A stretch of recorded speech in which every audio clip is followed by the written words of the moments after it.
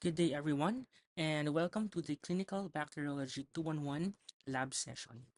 Now, today, we will be discussing a very important staining procedure for bacterial identification, which is called gram staining.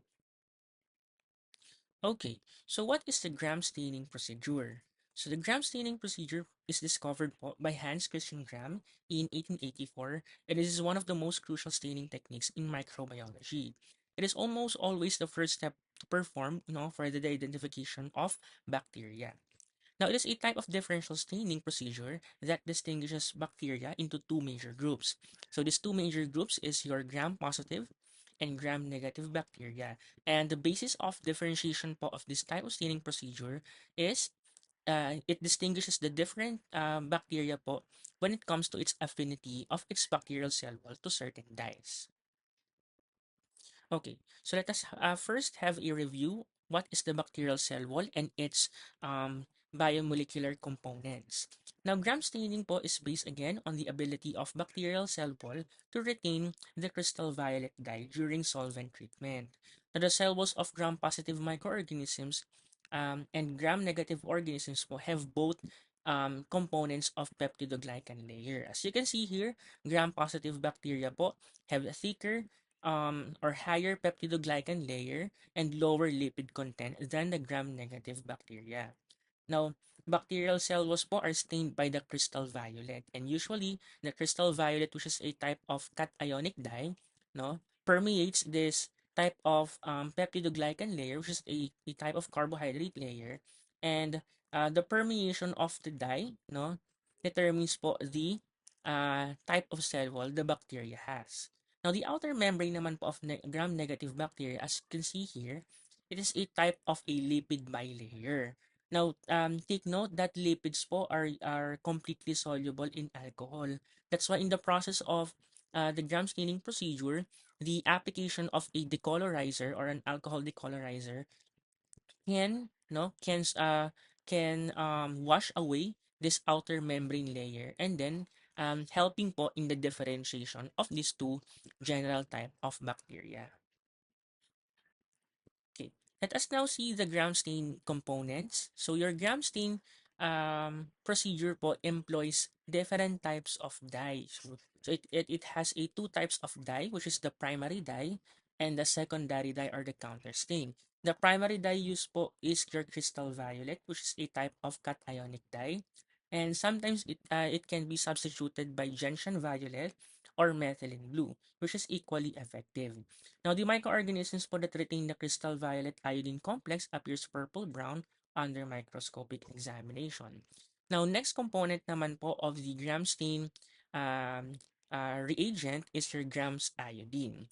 Now, the grams iodine acts as the mordant, no, and also the accentuator of the color um, of the crystal violet. So, when we say mordant again, your these are chemicals that are essential in the binding of a dye to the bacterial cell wall or the cell wall of the microorganism. Now, without this grams iodine, a mordant the crystal violet cannot permanently attach to the bacterial cell wall. Okay? So this second reagent is usually added to the second step, no? So the second step is commonly referred to as fixing the dye or the fixation stage. Okay? So next naman next component of this reagent is called alcohol combined with acetone or alcohol. So this acts naman as a decolorizer. Okay? So when we see decolorizer it wash away usually the lipid components of the bacteria, and typically the outer membrane lipid bilayer of gram negative is washed away by this decolorizer. Okay, and then take note, this is the crucial step in the differentiation process, the decolorization step, because in this step it will allow the differentiation of the two general types of bacteria as gram positive and gram negative by decolorizing the outer component of the gram negative and then rendering it colorless. And then on the last component of the gram stain is your secondary stain or your counter stain. Okay, so usually the counter stain used is safranin. Okay, and this stains naman the inner peptidoglycan layer po of gram-negative bacteria. Okay? So typically, crystal violet renders the bacterial cell wall as color purple or violet. So it colors the cell wall of gram-positive bacteria as purple. While your secondary stain or your safranin naman, it colors the inner peptidoglycan layer of gram-negative bacteria as pink or red. So the polychromatic nature po of the gram stain enables determination po of the size as well as the shape of both gram-negative and gram-positive bacteria. So if desired po, these slides can be permanently mounted and preserved for record keeping. Okay, so let us now proceed po to the step-by-step process of gram staining procedure. So what is the first step in doing this type of staining? Okay, so first is to you prepare your reagents. Okay, so your reagents can be memorized by the acronym VIAS. Okay, so V for victory or V for crystal violet, I for grams iodine, no? A is for the alcohol, and then S is for safranin. So the first step is to arrange your reagents and then clean your area. And then the second step naman po would be preparing your bacterial smear. Okay, so fix your bacteria on the slide with methanol or heat, and then if you hit fix the slide po, you allow it to cool to the touch before applying the first stain, your primary stain. Now, on the second, also, step would be the application of the crystal violet. So, what you will do is you flood the slide po with crystal violet and allow it to remain on the surface without drying po for 10 to 30 seconds. Now, rinse the slide with tap water, no, and then shaking po of all the excess water. Okay, and rinsing your slides po using tap water or running water. So for you not to accidentally wash out your stain, you can do so, no, wash your slides, do so by tilting your slide and then exposing the underside of your slide. This is to allow a non-vigorous flow of water in your slide, thereby po carefully washing your smear. Okay? Then after washing po with water, so the next step po would be the application of the secondary, application of your mordant, which is the grams iodine. So you flood po the slide po with iodine to increase affinity of crystal violet and allow it to remain on the surface without drying for no twice as long as the crystal violet was in contact with the slide surface. For example, so your crystal violet is comes in contact with your smear at 30 seconds. So for you to determine how many contact time should you use for the mordant, you just double the contact time for the crystal violet. For example, 30 seconds times 2 would be 1 minute. So the contact time for your grams iodine would be 1 minute if you do 30 seconds on the crystal violet. Okay? And then after flooding and then waiting for the contact time in your grams iodine, you again rinse po with tap water, shaking off all the excess. Okay? Then after doing so, the next step po is application of your decolorizer, your alcohol. Okay? Alcohol with acetone. Now, flood the slide with the decolorizer for 10 seconds or less. Please take note that decolorizer should not come in contact, no, for too long with your preparation. Okay? So, rinse off immediately after 10 seconds or less with tap water, and then repeat the procedure until blue dye no longer runs off the slide with the decolorizer. Now, thicker smears require more prolonged decolorizing po. Okay? And then after nun, you do your last rinsing with tap water and shake off the excess. And the next step na po would be the last step would be the application of your counter stain or your secondary stain, which is your safranin. Now, you flood the slide with the counter stain and allow it to remain on the surface without drying for 30 to 1 minute. 30 seconds to 1 minute. Now, after doing so, You rinse with tap water and gently blot the slide, dry with paper towels or bibulous paper or air dry. Now, for delicate smears po, such as certain body fluids, air drying is the best method. Now, after drying your preparation, you can now observe your bacterial smear stained with gram staining procedure under the microscope under oil immersion field. Okay, so in this slide shows you the complete, no, complete procedures po on how to do your gram staining. Now, for you to better understand the principles of staining, no, gram staining procedure, so let me again explain or let me explain to you. So, what happens po, no, biochemically, no, in each step of the gram staining procedure. Now, on the first step, class, remember, so in doing your bacterial smear, bacteria po originally po do not have color. So, on the first step, no, on the bacterial smear preparation, both groups of bacteria, your gram-positive bacteria and the gram-negative bacteria, do not have color. So they are colorless po on the first step, the preparation of bacterial smear. Now, in the application of the primary stain class, so what happens is that your primary stain or crystal violet stains the both of the group of bacteria, gram positive and gram negative, in a purple color. So it on the first application of the primary stain, both groups of bacteria po is color purple or violet. Okay. Now in this step class, the crystal violet po is not permanently attached to the bacterial cell wall.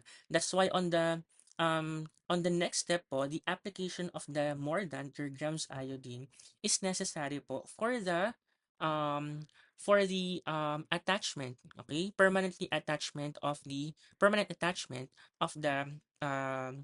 primary stain to the bacterial cell wall. But then again, both groups of bacteria remains purple at this point. Okay? So yeah. And then this is called the crystal violet iodine complex. No? So in this step, on the gram-positive bacteria, the attachment of the purple color or the crystal violet is permanently attached. While on the gram-negative bacteria, even though you apply the mordant po, the crystal violet is not permanently attached on the gram-negative bacteria. Why? Because as we can see on the components of the gram-negative cell wall, no, it has an outer lipid bilayer membrane. So that is lipid. So in that point, crystal violet cannot be permanently attached on a lipid in a lipid membrane. Okay. Now on the next step is the application of the decolorizer, your alcohol or acetone. Now, in contrast, the solvent naman po dehydrates the thicker gram-positive cell wall. So, as it dehydrates the thicker gram-positive cell wall or the thicker peptidoglycan layer to gram-positive, so it closed the pores, no, as of the cell wall, shrinking po during dehydration. As a result, the diffusion of the crystal iodine complex is blocked and the bacteria remain stained. Okay, so that's why application to the colorizer cannot wash away na the purple color of the gram-positive cell wall on this step. Now, the length of the colorization is critical class, no, in differentiating the gram-positive bacteria from gram-negative bacteria. Now, a prolonged exposure to the decolorizing agent will remove all, no, the stain from both types of bacteria. So, some gram-positive bacteria may lose the stain easily and therefore appear as a mixture of gram-positive and gram-negative bacteria. This is called as gram variable. That's why very important step is the decolorizer. Okay. Now on the decolorization step, now your gram-negative bacteria, since it has a lipid outer membrane, no, lipids are completely soluble in alcohol. So in this decolorization step, the outer membrane is completely washed out by this alcohol or acetone. That's why now the purple colorization of your crystal violet in your gram-negative bacteria is not permanent and it is washed away together with the alcohol and acetone, rendering po the gram-negative bacteria on the decolorization step as colorless bacteria. It came back colorless po. And then on the finally on the last step, is the application of the counter stain, your basic fuchsin or your safranin. Okay? So safranin is applied to the smear to give the decolorized gram-negative bacteria a pink color. Okay? Now, some laboratories use safranin, no, as a counter stain instead. Now, basic fuchsin stains kasi many gram-negative bacteria more intensely than the safranin, making them easier to see. So, a substitute for safranin would be basic fuchsin. Now, on the last step, the counter stain, it will now differentiate your two groups of bacteria. Okay, for gram-positive bacteria, it will remain purple at the last step, while your gram-negative bacteria, it will stain pink upon the application of the saffron in your counter stain.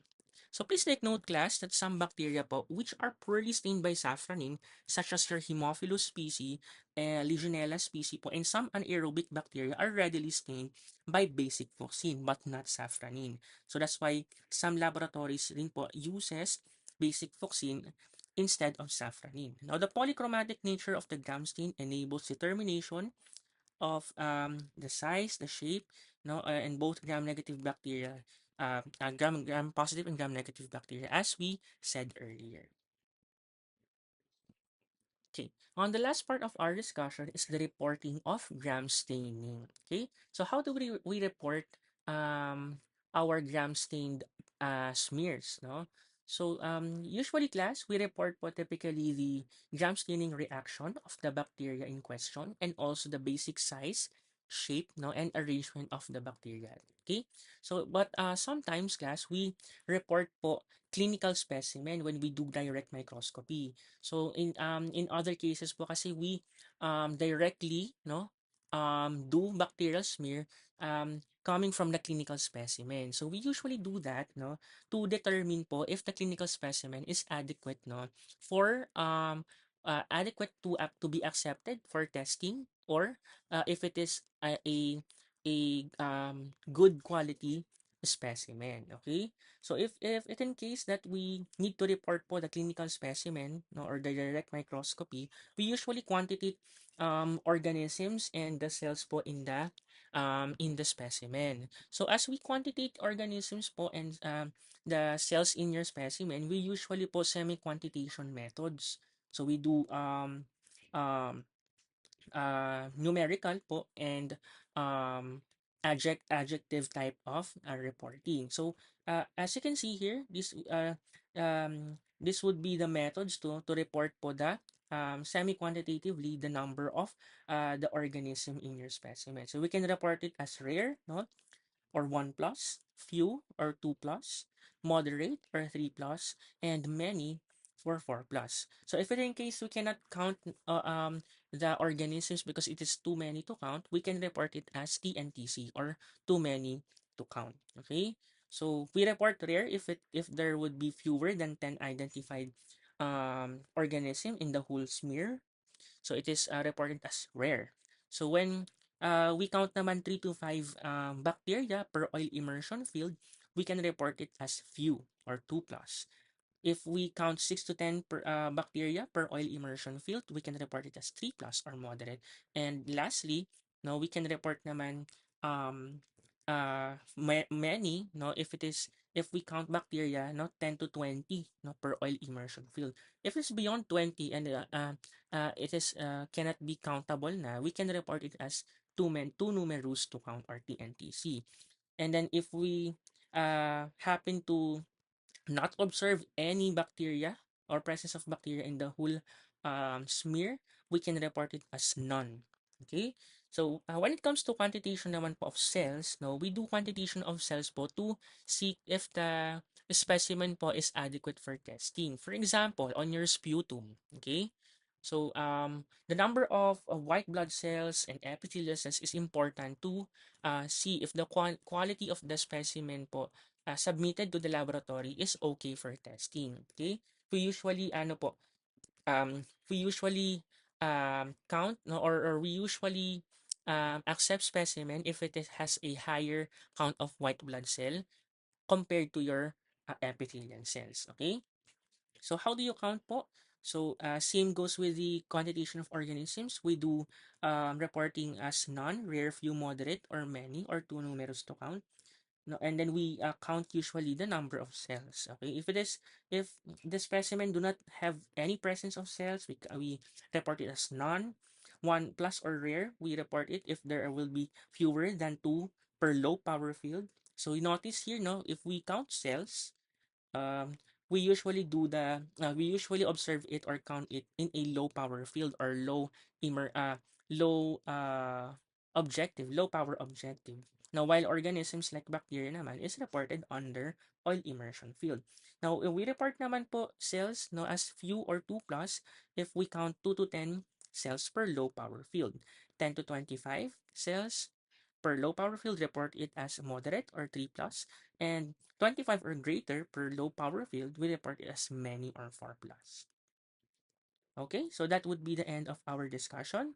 So I hope I deliver everything that you need to know, and thank you everyone for listening. Have a good day.